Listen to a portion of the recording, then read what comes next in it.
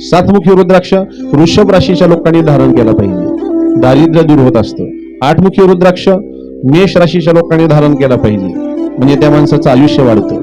नवमुखी रुद्राक्ष कन्या राशीच्या लोकांनी धारण केला पाहिजे, म्हणजे त्यावर कुलदैवत प्रसन्न होत असतं. 10मुखी रुद्राक्ष वृश्चिक राशीच्या लोकांनी धारण केला पाहिजे, त्या माणसाची इच्छा पूर्ण होते.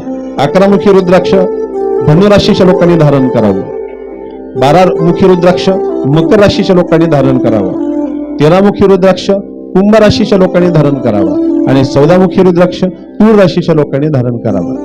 इत्यादी 14मुखी पर्यंत या रुद्राक्षाचे प्रकार आलेले आहेत. 14मुखी पर्यंत आलेले आहेत. जर आपल्याला 2मुखी भेटला नाही, 3मुखी भेटला नाही, 4मुखी भेटला नाही रुद्राक्ष, तर पंचमुखी म्हणजे 5मुखी रुद्राक्ष कुठेही भेटतो, हा सगळ्यांनी धारण करावा. आणि हा जर 5मुखी रुद्राक्षाची माळ गळ्यामध्ये धारण केली तर प्रत्येक माणसाची इच्छाही पूर्ण होते आणि त्या माणसाला मुक्ती मिळते.